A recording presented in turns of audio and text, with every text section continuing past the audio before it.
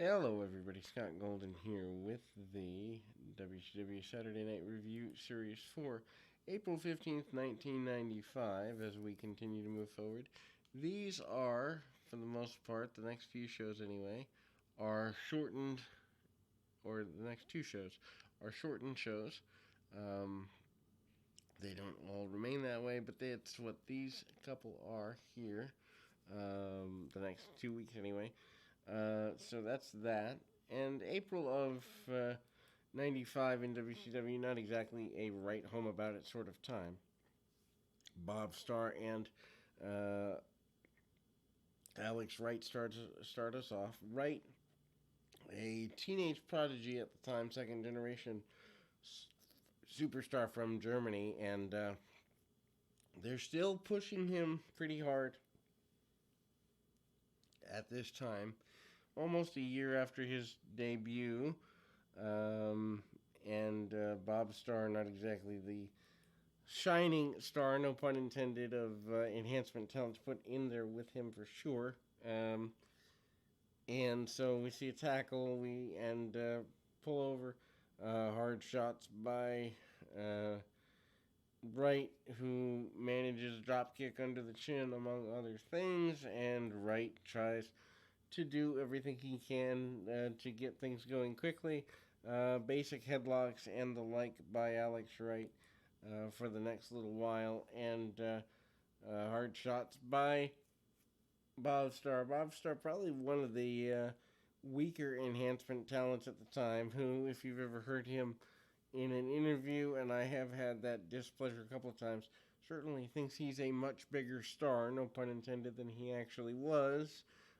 Basically, he was brought in to do jobs because, in a lot of cases, no one else wanted to do them. Anyway, hard shots by Alex right along the way, and continuing there along that path.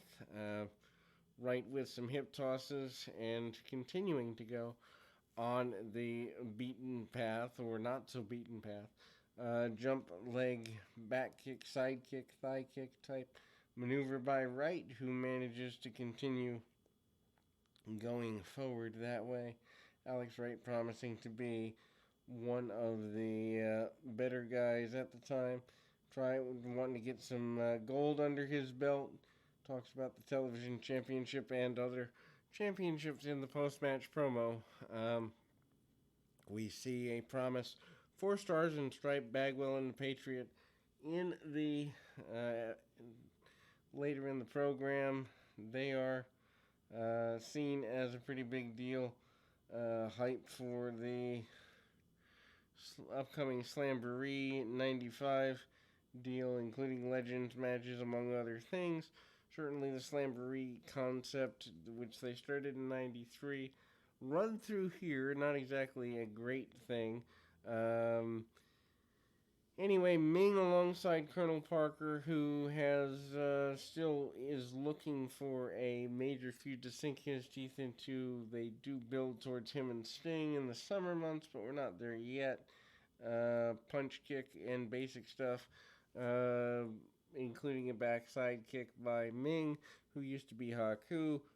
Parker says that he is completely protected, and the stud stable, his entire stable, is better off because Ming is under his control, auspices, and all such things. Anyway, we then move to the board of directors, still contemplating the reinstatement of Ric Flair. That decision has not yet been made. It does eventually get made as we move forward, and it involves the attack of Flair on the father of Randy Savage in part. Anyway, Mr. Wonderful Paul Orndorff out here. Enhancement talent match with Barry Houston. Basic match, though it is, serves its purpose for what it is, and Houston cinches up on the wrist of Orndorff here. Short shots and some basic stuff. Hard shots by Orndorff, who manages to kind of go roundabout, and a attempted hip toss. Orndorff takes him over. Doesn't get all he wants on that, and Orndorff kind of does a little bit of dancing with an elbow drop before hitting the pile driver, getting himself a victory in the end. Orndorff promises to be back on his winning ways sooner rather than later. Jimmy Hart is here talking about the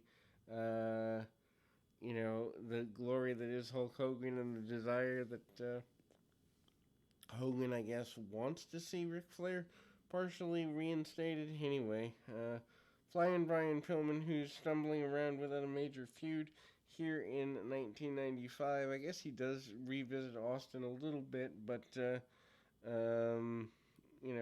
Pillman at this point,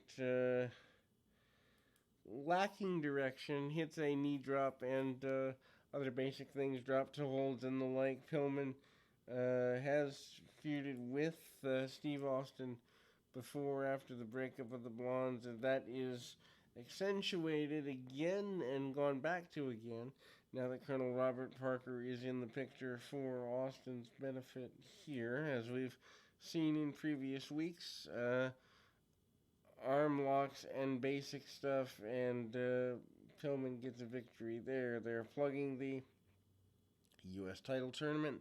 That will end soon enough in a promo package here.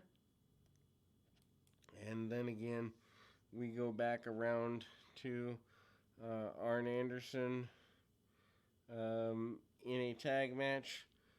And Stars and Stripes is obviously their opponent. Anderson, so good at tag team wrestling, had done that primarily throughout his career, whether it be with Tully Blanchard or other partners. Anderson, of course, still being around as a coach in AEW. Bagwell and Anderson have had some singles matches in early 92, 93 that were decent as well. Anderson can get good things out of just about anybody, and Vader is Anderson's tag team partner here, which is a weird combination, but they're trying to still get Vader ready for Hulk Hogan.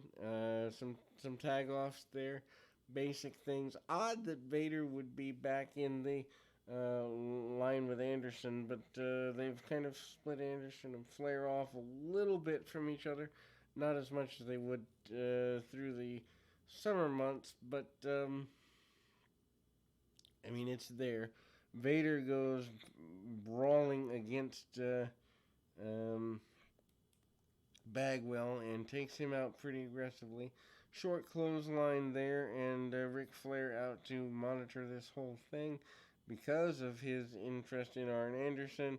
Hard shots. Vader is also being cheered on by Flair because they have a history going back with Flair managing Vader at the uncensored pay-per-view. Vader sends Bagwell or the Patriot to the outside after a splash on the inside that was pretty aggressive and dominant. Patriot does make a comeback, drop to a hold that is somewhat botched by Anderson, but match still remains, match still continues. Bagwell gets a hot tag, comes in and hits a power slam, almost gets a victory there, does not get all he wants on it, but gets enough to at least rattle some cages for a minute here. Vader flips the Patriot in and out, and then we see a power slam. Flair on the outside, unhappy. The baby faces get a double team, and eventually Flair is stalking around saying he wants to be reinstated. He's had enough of this.